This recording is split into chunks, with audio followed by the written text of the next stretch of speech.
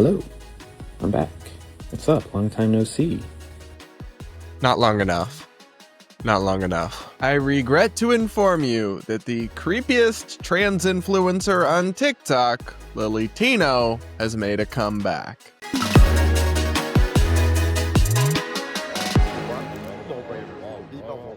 We're going to break this down, plus so much more, on today's episode of the Brad vs. Everyone podcast, my daily show where I take on internet insanity and social media trends from an independent perspective. But first, a quick correction from yesterday's episode where we talked about the Trey Reed case, a sad story where a young black man appears to have taken his own life that people online are claiming was a hate crime, but there's no evidence of that. I said that Delta State University was an HBCU, a historically black college and university. That's not true. I'm not sure where I got that impression. It might have been from a similar story I covered not too long ago, but that is incorrect, and I apologize for the mistake. However, I don't think it really changes the thrust of the story that this is not likely to be a cover-up, and the director of public safety at Delta State University, Michael Peeler, is a black man. So the idea that he is engaged in some cover-up of a hate crime is still incredibly far-fetched. Now, again, apologies about that, but I'll always be transparent with you guys when I mess up. So now we're going to talk about Lilly Tino. If you want to rage quit this episode here, you can. I won't be mad at you if you leave. I kind of wish I could leave. But we have to talk about it because Lilly, who is extremely controversial. If you've never heard of Lilly, I envy you. I actually just envy you. But Lilly is a very controversial transgender TikTok star with millions of followers who crashes out on wait staff who barely speak English for calling Lilly sir, even though Lilly appears incredibly masculine and doesn't even really attempt to appear as a woman, really. Honestly, that's bad enough. But more importantly, Lilly is creepy around kids and around women and girls. So, and not even a way that is, just because Lilly is trans. Not that at all. In terms of just being somebody who behaves in unacceptable ways. For example, I'm going to make you relive this with me. I know this video is traumatic for me as well. The infamous cake pops incident. Oh my God, I hate it here. Where Lilly Tino talked about getting Lily's cake pops removed in genital surgeries or what have you, and decided to talk about this at Disney with children all around them. Remember, here's that video. I'm gonna get banned from Disney.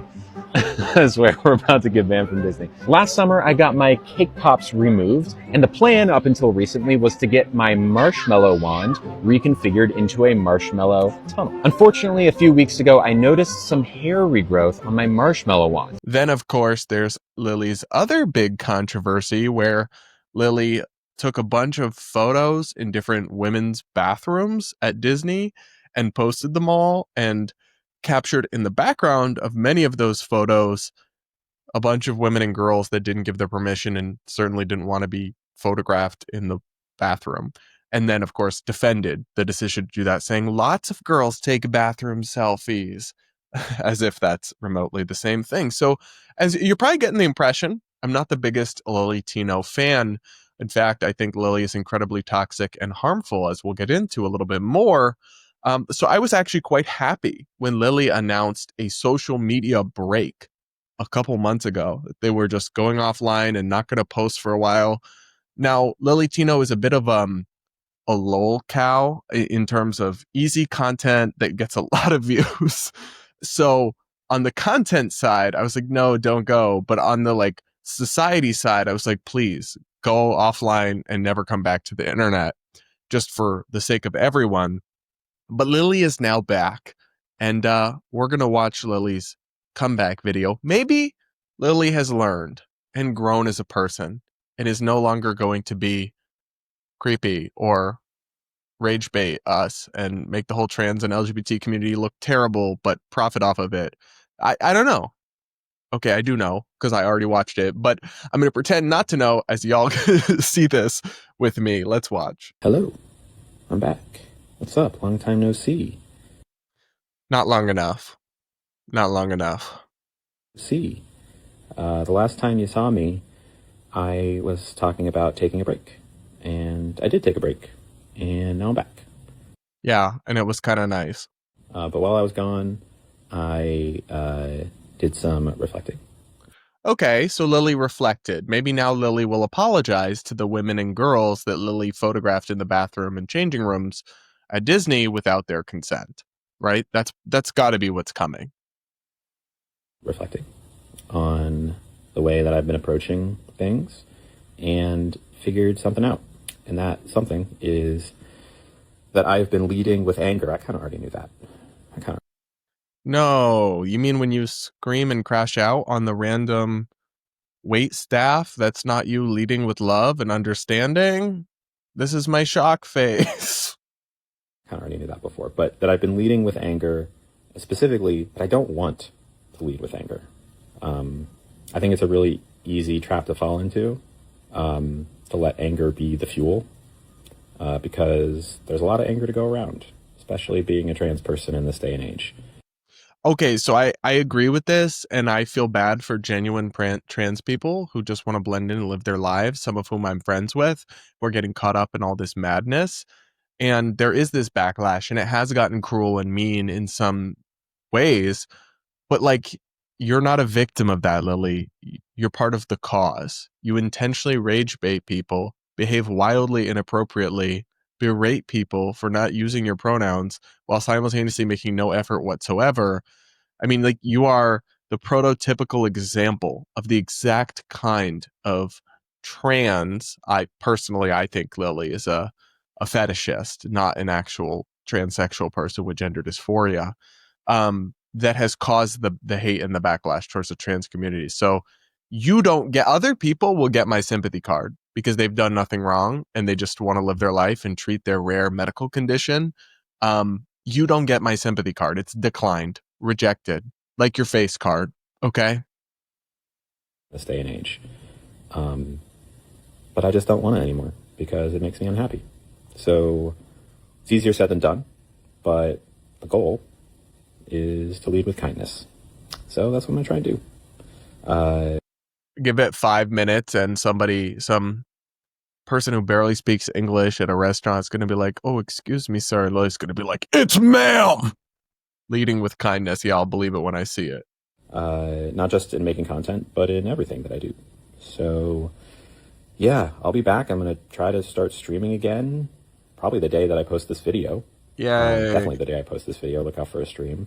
I've got this new obsession with these like Disney card packs. We're going to open some of those on stream. I'm going to go out and eat at restaurants just the same. I'm going to post videos just the same. Might take days or weeks to get back up to my normal schedule. Okay, so we didn't learn anything and we're just going back to the status quo. I hate it here. What was the point of this break exactly? I don't understand. But I'm excited to start up again because even though my time off has been very nice and a very nice opportunity that I have the privilege of taking. You have the privilege of taking more. That's an option. We should start a GoFundMe. Pay Lilly Tino to not post online. To reflect on things, I'll be happy to see y'all again in the stream and to start creating again because it does bring me a lot of happiness to create. You don't create anything. It's the creation and all you create is anger. Like, what? You just live stream yourself eating food at restaurants. That is not creating. This is like concept creep on steroids. I don't even really consider what I do creating because it's not that creative and I'm not exactly producing art unless you consider Lilly Tino reaction videos art, which I do not. Anyway, Lilly doesn't seem to have learned anything and is just going to go back to the same kind of content that we know and love to hate. Now, I'm not gonna watch any more of this person, at least in this sitting, because I just ate. But the comments, something may be changing. The tea may be stirring, guys, because the comments on TikTok, which is again mostly a woke app, were not exactly welcoming Lilly Tino back to the platform. Top comment: I don't like the amount of hate on this video, comma. There should be more. Next comment, someone posted a portrait of Paul Revere, who yelled, "The British is coming, the British are coming," and wrote, "Lilly Tino is back, hide the children." Next comment, "Take a longer break, please." Next comment, "Looking as masculine as ever, King." No, give us another month. Why are you back? Go the F away. Imagine you have built your whole career around one particular platform, in this case, TikTok, because to my knowledge, Lilly is not particularly prominent on any other platform. You quit it for a couple months, and then you announce that you're back, and just all the comments are hate. Like, you have to scroll really far down to find people being like, "Yay, so glad you're back," and their comment has like 2 likes. But then the comments memeing and trolling Lilly for coming back, it'll be like 20K likes. That would be depressing to come back to like, imagine if I took 3 months off of uploading on YouTube and then I uploaded a podcast episode and all the comments are people just being like, "No, why did you come back? Like, this is terrible. We were so happy you were gone." That would make me ask some questions about myself that I don't think Lilly Tino is going to be asking questions about Lily's self. I think Lilly has a touch of the narcissism, a touch of the main character syndrome. And look, I think most of us content creators do, if we're being honest. You have to be a little delulu, a little narcissistic to think that you should yap all day and that people should listen. But some of us are at least somewhat self-aware of that and like trying to keep ourselves in check. Then there's Lilly. But the thing about Lilly Tino, oh gosh, I haven't even started yet. Let me get on my soapbox. No, I'm not really going to dedicate that much more time to Miss Lilly here and Lily's lovely ladylike content. Anyway, though, the thing about Lilly is a perfect example of the kind of content creator that I think is ruining social media. The rage baiter, right? Lilly knows that the content that they post is intentionally inflammatory, intentionally going to upset people, but like any engagement is good engagement in terms of the algorithm and in terms of getting yourself pushed up the algorithm, and then you get paid per views on a platform like TikTok. So when Lilly has uploaded these videos, which are always, I think, monetized, or almost always, that obviously everyone is going to be mad about, like the ones about talking about your cake pops at Disney. I'm literally getting flashbacks. Anyway, when Lilly uploads that, Lilly knows what Lilly is doing, okay? And Lily's profiting off of this while only making everyone angry, ratcheting up the temperature, and just being ratchet, we should say. And like, I genuinely think the Lilly Tinos of the world have significantly decreased support for the trans community, but enriched themselves and build a profile for themselves where they can just go to restaurants all day and do nothing and call it being creative. Like, and I just think that's sad that your legacy as a content creator, I would like to think my content brings the temperature down, right? In terms of, I'm not trying to just demonize everyone. I'm always condemning political violence and escalatory, unhinged stuff, and then entertains people and informs them in some kind of way. But there's none of that in the content of Lilly Tino and Lily's contemporaries, shall we call them. Okay? So I just think it's a sad example of everything that's going wrong with social media, and how the incentives are just broken, potentially beyond repair. But Lilly Tino is back, and I had to suffer through it, so you do too. Thanks for watching. Do make sure to subscribe, hit the like button, yada, yada, yada. Remember, you can send in your voicemails for our Voicemail Friday episodes, where I react to your woke horror stories, give you advice on your personal lives, and answer any questions you guys have for me. The link to send in one of those is in the description. And up next, we are going to talk about this wild and unhinged case out of France, where an influencer was going around and pranking people by injecting them with a needle. Just walking up to strangers in public, injecting them, and then recording their reactions and posting it for content. This happened in France, and the influencer has now been sentenced to jail, but not nearly long enough, if you ask me. Anyway, here is a video from TMZ summing up this story. Let's take a look.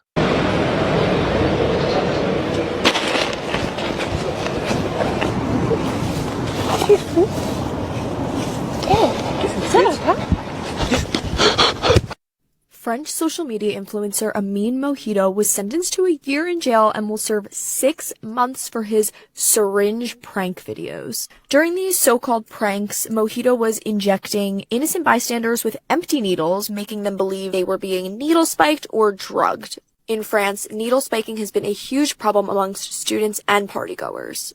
During a June music festival, there were 145 police reports of needle spiking.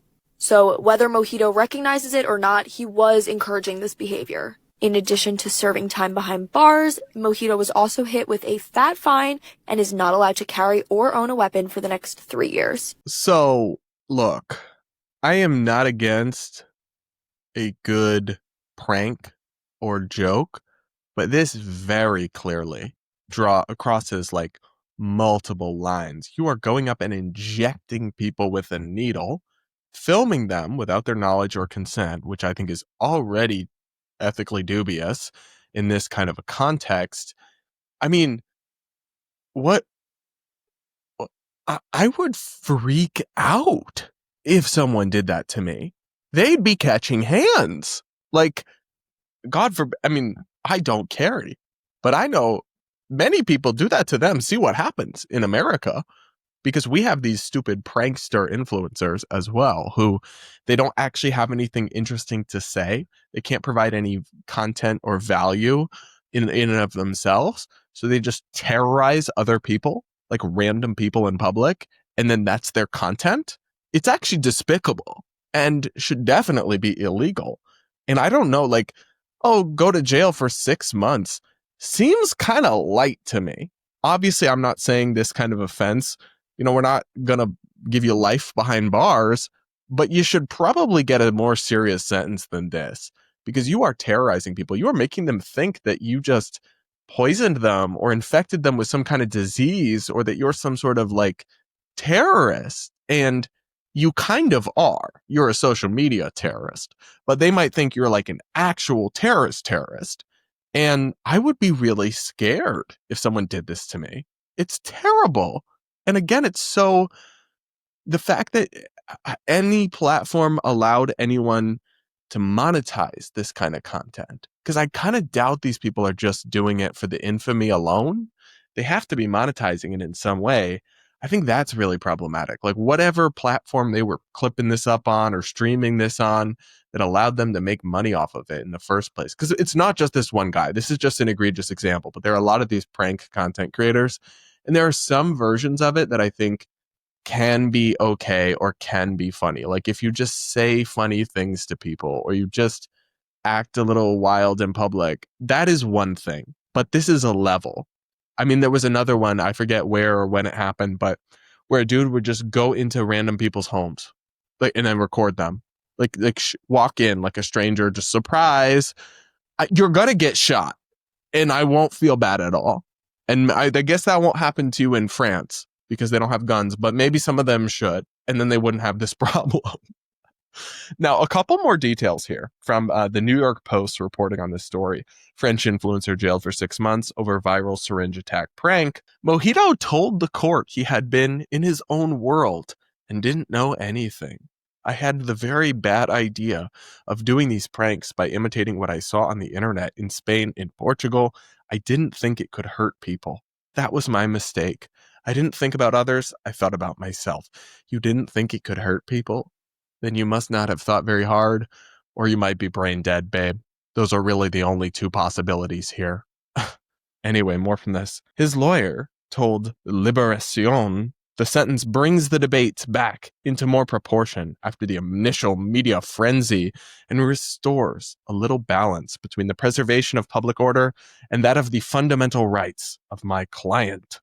Mojito's lawyers had requested clemency from the court, noting that he had spent nearly 2 months in pretrial detention, where he was placed in solitary confinement for his own safety.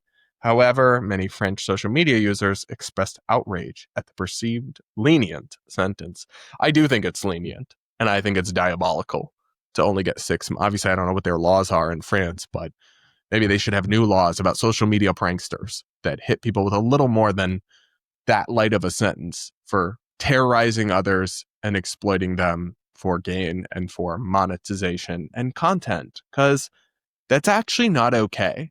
Sorry to Mojito, but that's actually not cool. I don't know, guys. How would you react if someone did this to you? Like, are you as shook by this as me? Let me know in the comments. Do make sure to subscribe, to hit the like button, yada, yada, yada. And that'll be it for today's episode of the Brad vs. Everyone podcast. Make sure you're subscribed if you aren't yet, and we will talk again real soon.